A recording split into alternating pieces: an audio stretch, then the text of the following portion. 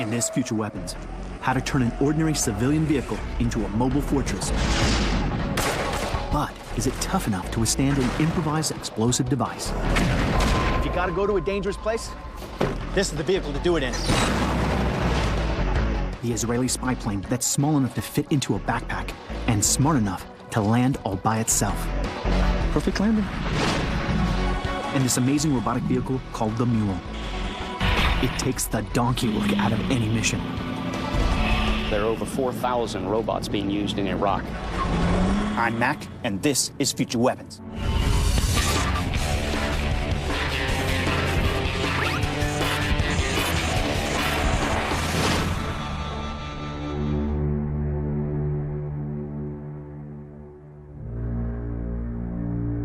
Imagine you're a driver on an executive protection detail.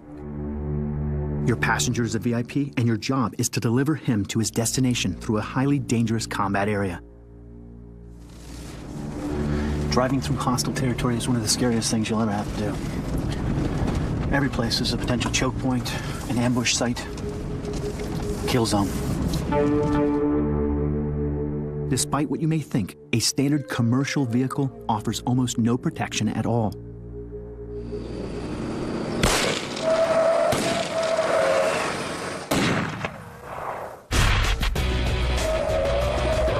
But then it depends on what you're driving. These vehicles may look exactly like a regular SUV you'd see on a highway, but looks can be deceptive. One of these vehicles is not like the other. One of them, well, just ain't as cool. And that's because one can stop a .50 caliber round in an IED attack, and the other can't. But don't feel bad if you can't tell the difference. That's the point.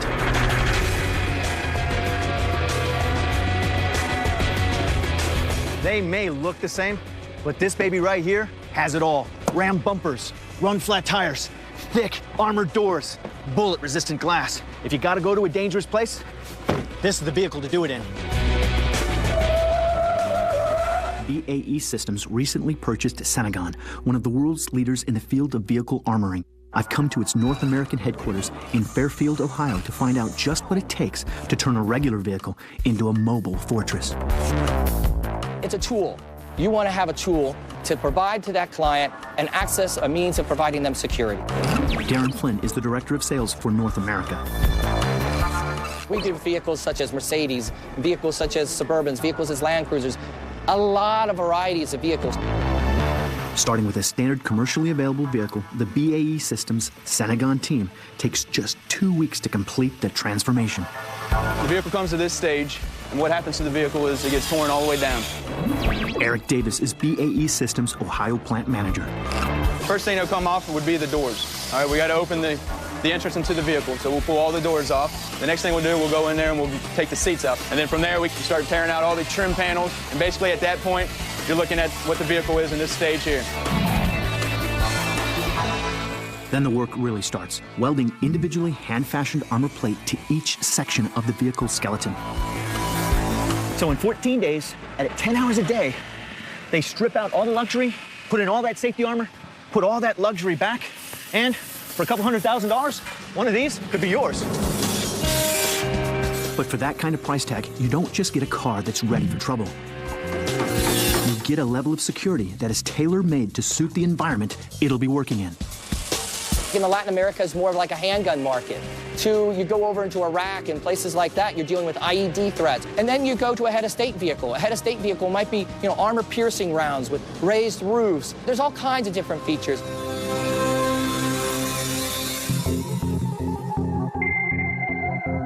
What we got here, standard ordinary door. Now, guys driving through dangerous parts of the world, IEDs are a major factor. So what we're gonna do is we're gonna test this door with a 20mm fragmentation simulation projectile. 3, 2, 1, fire. The door is punctured, leaving a small, neat little hole. But on the other side, shards of white-hot metal fly out in all directions. Scale that up to a full-sized IED attack on a regular vehicle, and you can see for yourself just how little chance of survival there really is.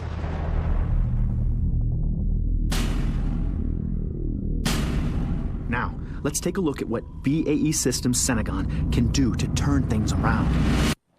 This gigantic hunk of aluminum is what they would put in a vehicle when they want to up-armor it to stop an IED attack. We're going to fire the 20-millimeter FSP round into this and see what happens. 3, 2, 1, fire. The velocity we shot this is typical of an artillery shell. Artillery shell? Yeah. We see a big hole there, and we see pretty much nothing on the back, no penetration. No, not even a bulge. That's the metalwork taken care of. But there's another area that needs special protection. Glass. It's the most important part on an armored vehicle. Why? You need to see out of it. More importantly, people can see in and shoot at your guy. It needs to be able to survive a major assault. The glass in these vehicles is a composite of many layers of glass, acrylic, and other special materials. Again, each piece is individually made specifically for each vehicle and the threat level.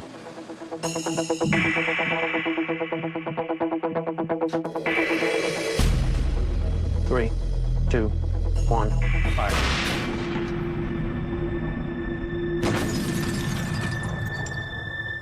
Look at this. Wow. All right, here's the test. You can definitely see penetration, no doubt about it. Looks like it shattered a lot of the glass. But as we come back here, we see a big bulge. No penetration. It's interesting because it's almost like it's a net capturing that round, isn't it? Oh, it acts as like a catcher's mitt. And we'd still be able to keep moving and get the heck out of there. Oh, definitely. The ability to get the heck out of there is just as important as the armor itself. Weighing 30 pounds per square foot, the armor adds over 2.5 tons to a large SUV like this, pretty much doubling the weight. Even with a beefed-up suspension, shock absorbers, and brakes, this totally changes how the vehicle behaves. It takes some skill and technique, but I'm able to handle it because of my security detail training. Very nice.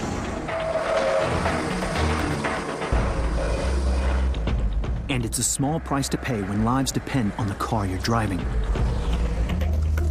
Gotta be definitely heads up right now. I am the lead car in a 2-car convoy. Our protectee is in the second car. Essentially, I'm the shield.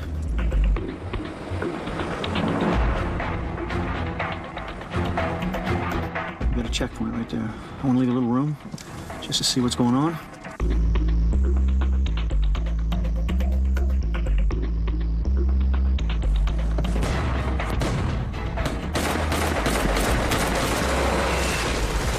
The vehicles are intact and the VIP is unharmed, all thanks to BAE Systems' bulletproof reputation.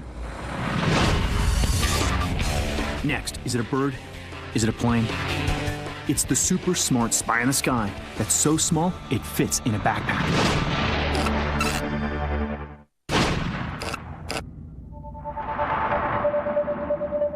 I'm traveling through Israel, one of the world's leading pioneers in the all-important field of unmanned reconnaissance systems. It's said that knowledge is power. You can have great troops, you can have great plans, but in order to have a great performance, you need great information. Nothing is more valuable in that moment than real-time, easy-to-use intelligence about what is happening in that battle space. I'm on my way to a remote test site south of Jerusalem to check out their latest surveillance creation, a tactical eye in the sky that can relay information instantly to the guys on the front line. Unmanned aerial vehicles are the future weapons of the sky. The United States Global Hawk, Predator, and a whole range of other UAVs have become indispensable weapons of war. These spy planes are designed to fly at high altitudes for long periods, and they do it brilliantly. But what if you need something you can launch in seconds to give you an immediate bird's-eye view of the situation in front of you? This is Skylark. Like its high-altitude brothers, it's designed to survey enemy territory and relay real-time images, the best kind of intelligence. What's great about this UAV is its size. Skylark marketing director Yair Kirin believes this gives Skylark an edge. Well, what makes it really unique is that it has all the feature of a much larger UAV, all really packaged down in a downsized system, which is affordable and give you the right information at the right time for users like special operation people or land forces. The Skylark was designed by Elbit. It evolved from bigger UAVs whose images were transmitted to a command and control center. Being bigger and heavier, they need either a catapult or a runway to launch. The Skylark's design team wanted to go much smaller. Weighing in at just 12 pounds and with a wingspan of less than 7 feet, the Skylark may look like a toy, but believe me, it's no plaything. With a top speed of 45 miles an hour and a range of 5 miles, it's ideal for close combat missions. In fact, it's so small, all of the parts can be carried in a backpack. This is it, fully assembled. That's the backpack. Tell me the stuff that's in the backpack. Okay, basically, this backpack can store up to 3 air vehicles with their payload. Depends on the configuration. It can be day or night payload. The air vehicle is assembled very, very easily. It's all snap and click, which make it faster assemble and replacing parts after landing. And so if you have an engine, something goes wrong, you can just rip it off. Everything replaceable, very easy. Piece of cake. Yeah. All right, let's take this up and show me what it's doing.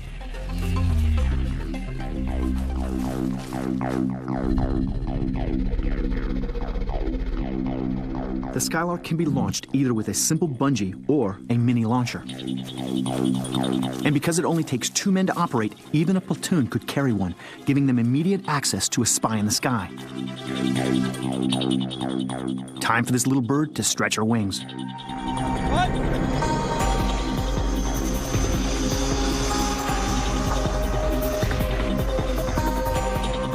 The Skylark is completely autonomous. Once it's launched, it flies by itself. Using a portable control pad, the only thing the operator has to control is the camera. Wherever it's looking, the Skylark will follow. This is fantastic. Look at the stability right here.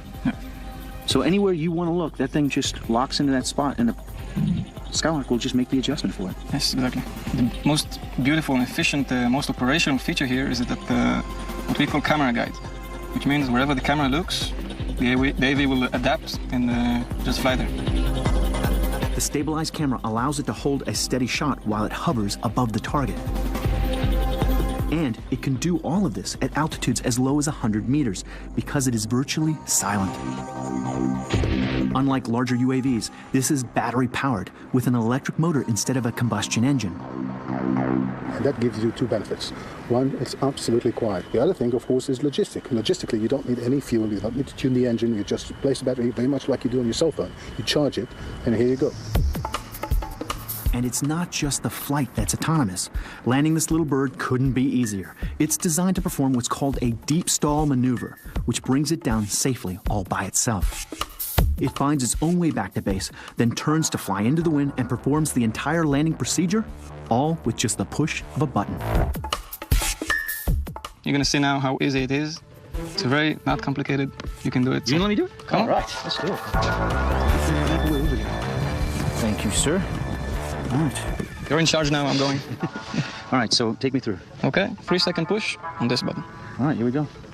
3, 2, 1. Okay, you see now, you're on auto RH, which means return home. So it's going to figure all this out for me? Yeah, AV is going to come by itself. It doesn't matter if it's 10 kilometers from here.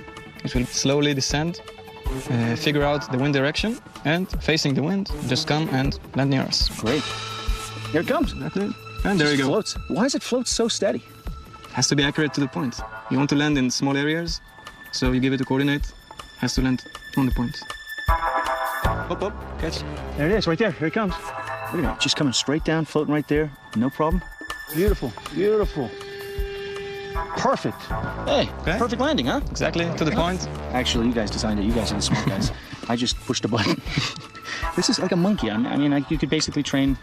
You trained me. It's like training a monkey to do Come on. You did great. Thank you, brother. I appreciate it. This is a smart vehicle that does smart things. Exactly. And I don't have to be a technical expert. I can use this in the field very easily. Me and my buddy could set the thing up, send it in the air, and it does its job.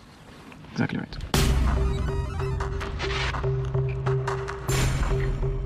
Coming up, the soldier has a new perspective on the battlefield thanks to the tiny SL Rambo.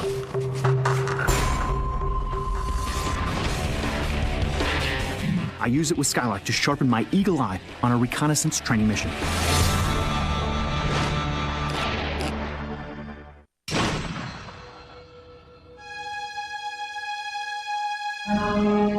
I'm in Israel to find out about one of their very latest pieces of kit. For a small country with continuing border disputes, defense is critical, and the key to a great defense is good intelligence. Renowned for innovation in their weapons program, Israel continues to push the boundaries of military technology, and that includes the development of surveillance equipment. I've been granted special access to a test location near Jerusalem to see their newest surveillance breakthrough, the Skylark, a state-of-the-art unmanned aerial vehicle. But designers at Elbit have another trick up their sleeves, or make that on their sleeve. To allow soldiers on the front line to receive critical visual information, they've armed them with the latest technological breakthrough. What is this device that I'm wearing on my arm? Well, what you're wearing here is the Rambo wrist monitor. Marketing consultant Yona Kranz explains how the Rambo got its larger-than-life nickname. Rambo stands for Receiver and Monitor for Battlefield Operations. This is designed to display the pictures gathered by the UAV on the air. In this case, the Skylark. Basically, there are two versions. The analog V-Rambo used with bigger UAVs and the digital SL-Rambo used with the Skylark. What tactical advantages do you actually get as a battlefield commander with this? Imagine that you are in an urban warfare situation where you don't see what's around the corner. And so you would send the Skylark to the air, and you see exactly what's waiting. Real time. Real time. Yes, and that's a big factor. I get real-time information from a source that's giving me a much better vantage point than I would be able to get any other way. Exactly. Any operator on the front line who needs the information can view this real-time footage simultaneously. Everyone has access to the same visual intelligence. To prove just how impressive these systems are together, I'm taking part in a training exercise. I'm part of a reconnaissance team, and our mission is to gather intelligence about a suspected arms deal.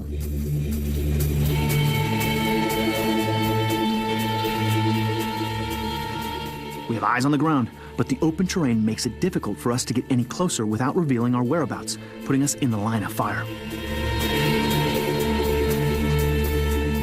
I am in a great position to take a shot, but that's not my mission. I'm here to find out what's actually happening below. What I need is a better point of view. Time to send a command to release the Skylark. Although I have direct line of sight at ground level, our little spy in the sky could provide critical intelligence. And just like that, from the safety of a covered position, I get a real-time bird's-eye view on the SL Rambo. I've got two vehicles. What is that? I got 5 tangos.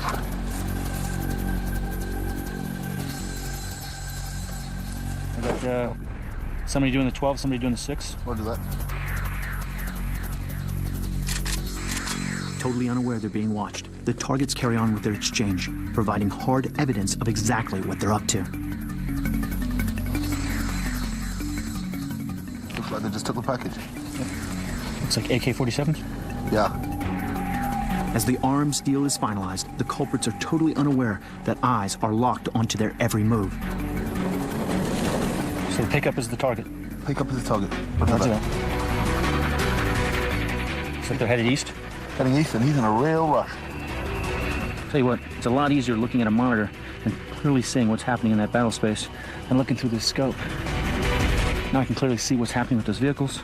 I know, and the battlefield commander knows exactly what's happening at the same time. Now, we can intercept whenever we want. The combination of Skylark and Rambo brings all of the advantages of covert aerial reconnaissance to even the smallest unit operating on foot.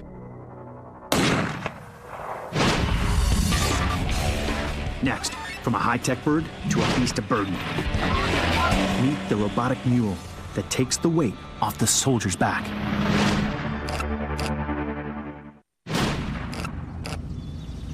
Never before in the history of the United States has the warfighter been asked to do so many different types of missions. With those missions comes a lot of equipment. With that equipment comes a lot of weight. So much weight that it actually becomes difficult to do the mission. In ancient times, they used to use beasts of burden to carry the load. On the battlefield of the 21st century, they have robots. This is the Mule. MULE stands for Multi-Function Utility Logistics and Equipment Vehicle. its six-wheel drive system gives it the ability to take on obstacles that would stop other vehicles dead in their tracks.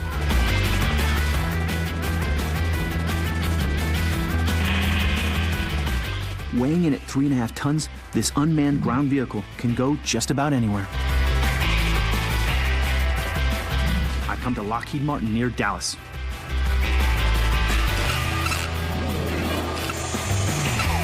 The last time I was here, I tested Mule's little brother, the Squad Mission Support System.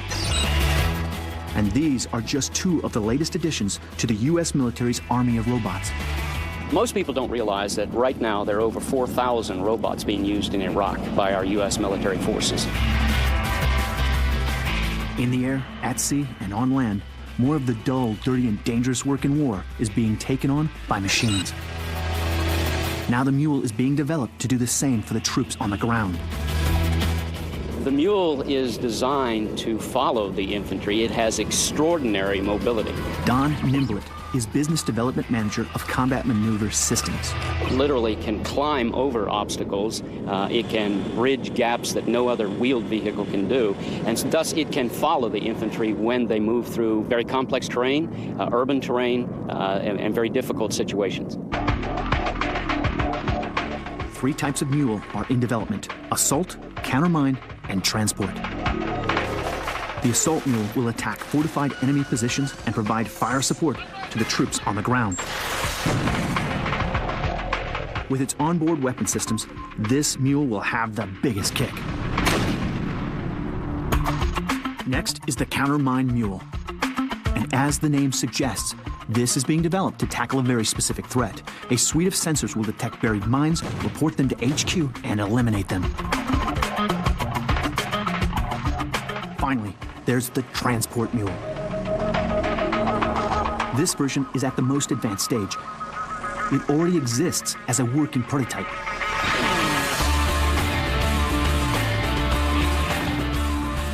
It shows the Army's commitment to modernizing while the war on terror is going on. It opens up the realm of what's possible with robots.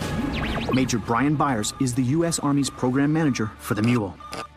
When you think of what one soldier carries, he's got his rucksack, he's got his weapon, he's got his ammunition, he's got his water. You know, people don't think about how heavy water is to carry around. You're really loading that guy up. Exactly. You take a 165, 185-pound guy, and now he's weighing 230. 240, exactly. Yeah. So it allows him to save that energy from hauling stuff around and use that energy for what we want to do, which is get on the battlefield and fight.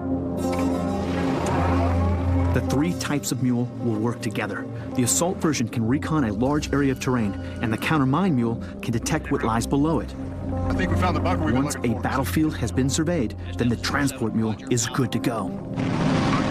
Troops can control the Mule from many miles away, performing reconnaissance missions on the battlefield without putting soldiers' lives in harm's way. Up to 100 mules of all types will be deployed in a brigade, including around 40 transport vehicles, each one taking the weight usually carried by 20 men. The whole idea behind this vehicle is to take the load and the grunt work off the soldier. Michael Norman is the project manager for the Mule prototype. This right here you see represents basically a 2-squad mission package. We can load out about 2,000 pounds. It's something that's on top that allows quick access for the soldier to get to it and use it as needed. Now, you talking about taking this thing into the fight with the soldier? Absolutely. This is meant to go with the troop. That's the most unique thing about the Mule. Designed and built in just 18 months, this prototype is powered by a diesel-electric engine and reaches speeds of 30 miles an hour. Its range of 60 miles on the road and 30 cross-country will dramatically increase the soldier's battlefield effectiveness.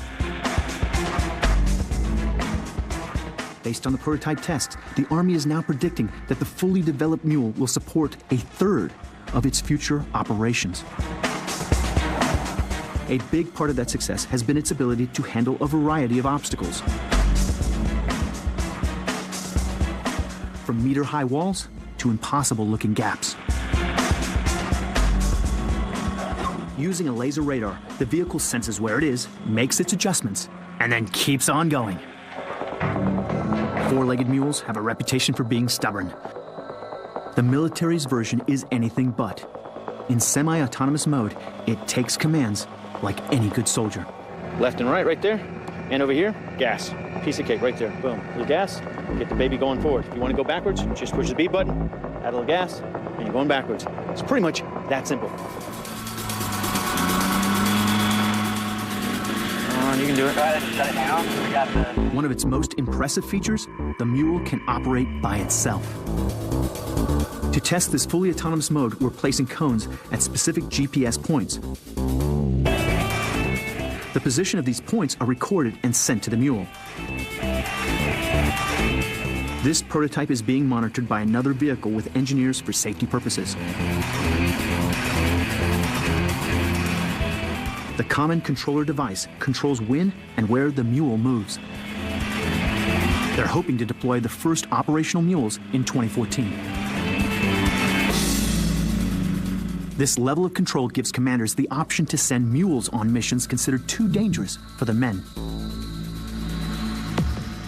And the transport mule isn't just a workhorse for carrying soldiers' kit.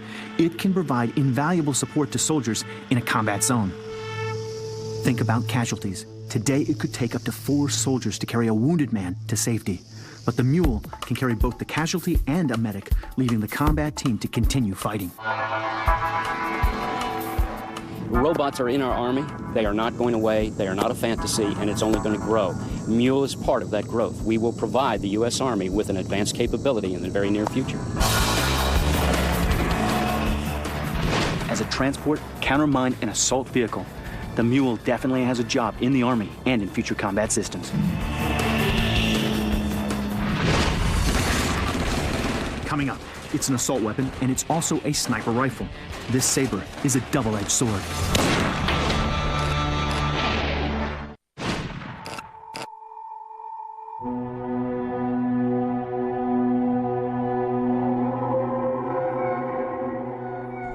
Roswell, New Mexico, notorious for a UFO crash landing 60 years ago. I'm on my way to the Mystic facility, a low-profile training center which offers comprehensive training for special operations and counter-terrorist forces.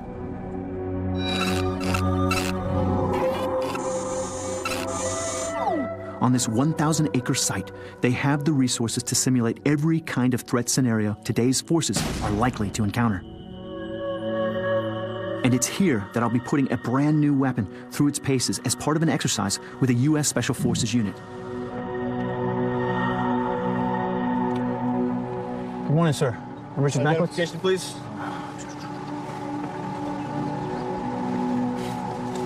All right, go straight through. It's the perfect place to test out a very novel weapons concept.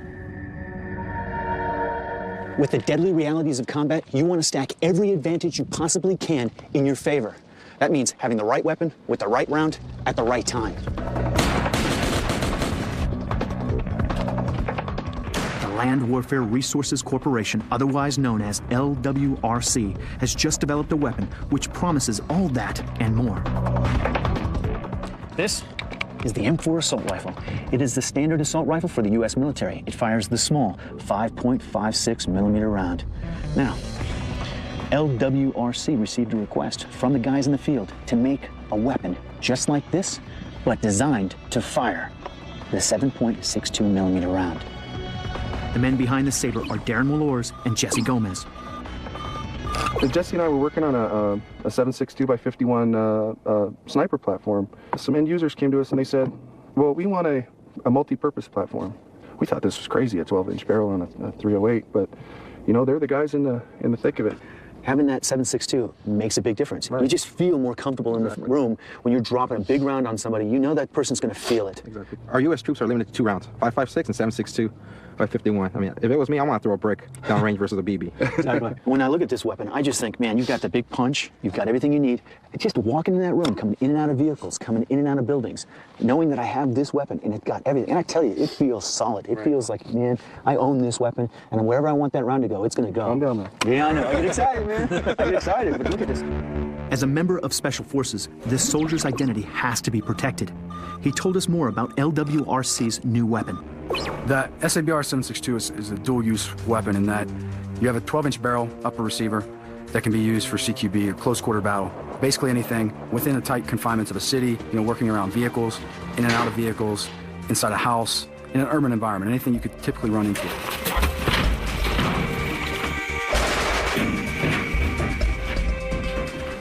The reason this is such a great weapon is it looks and feels exactly like the M4, but fires the 7.62 round.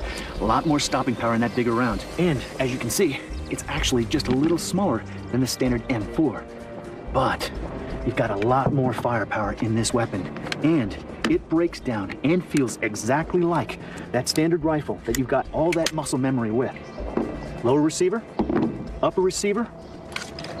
You've got your bolt assembly right here, and your charging handle. But firing the bigger 7.62 round is just one of the advantages the Saber brings to the fight. One quick change of the upper receiver, and it's ready to take on a whole new role. Next, I'll show you how this assault rifle measures up as a sniper system.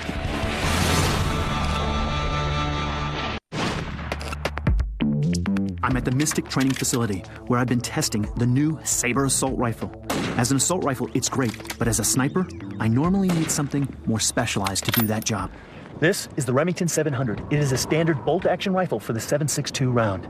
It can take out targets within 800 meters. Imagine if you gave the Saber that exact same capability.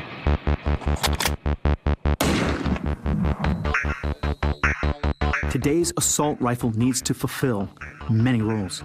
The fact that this weapon fires a heavy-duty assault round opens up new possibilities for the Saber. This soldier is a Special Forces veteran of Afghanistan and Iraq. The weight that goes into carrying two separate guns and then having to carry two separate kinds of ammunition, it just limits, your longevity on the battlefield, how long you can stay and what you can actually do. By swapping the 12-inch barrel upper receiver for the 20-inch, in a matter of seconds, the Saber turns into a devastatingly accurate sniper rifle. And it's semi-automatic. It combines the precision of the Remington 700 sniper system with the rapid fire of the M4 assault rifle. Our Special Forces Staff Sergeant knows firsthand how big an advantage this is. I was in Iraq in 2005, large battle. It was myself, another American, and 4 Iraqis from their Tier 1 unit. It was a 10-day operation where we were providing sniper support to a very large unit that was moving through the city. What we had to do was take our direct impingement 7.62 semi-automatic sniper rifle, slung across your back, and then in your hands you had a short-barreled 5.56 that you would use for the house-to-house piece. The beauty of this system is, you can put the 12-inch upper on for your house-to-house, street-to-street piece, and then just have the top half tucked in your pack. You got the flexibility of 2 different optical systems, 2 different barrel lengths, but yet it's only 1 caliber. You've got 2 different weapons, 2 different rounds, and a lot of extra weight. Yeah, every low wall, every doorway, you get hung up in, and so there's not much space for batteries, comm gear, anything like that. That stuff gets frustrating after a while, doesn't it? Yeah, I mean, it's a 10-day obstacle course. Yeah. So, and there's the old saying, ounces equal pounds, pounds equal pain. Now we got 10 days of pain. With one weapon system, you can clear the building, you can go to your overwatch position, change to the 20-inch sniper, counter-sniper, upper receiver assembly, and now you have a sniper weapon system in Overwatch. The claim is the Saber can handle just about any situation. So I'm here at Mystic to put it to the test with members of a Special Forces unit. When you're on standby for a time-sensitive target, you need to be ready for anything. Got a frag order, our target's in the vicinity. When you're called into action, you have to be ready for anything. The rest of my unit is using the M4. I'm taking the 12-inch Saber, but on my back, I've got the 20-inch barrel complete with sniper optics and a suppressor. Getting in and out of vehicles is easy with the short barrel Saber, and it's more compact than the standard M4.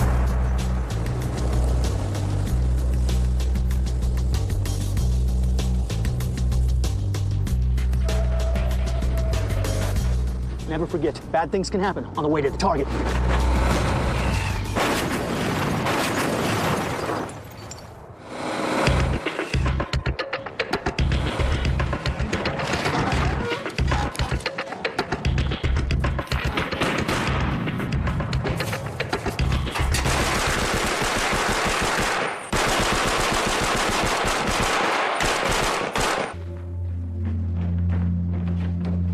Sector secure!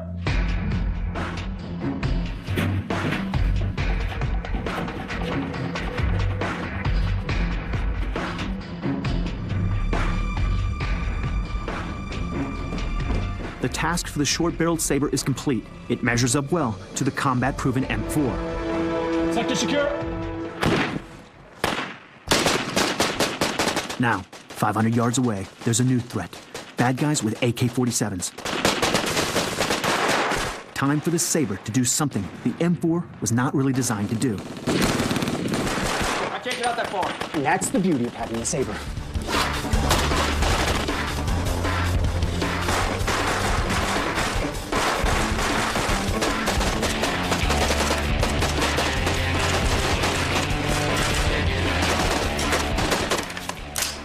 Just like that, you have a sniper rifle.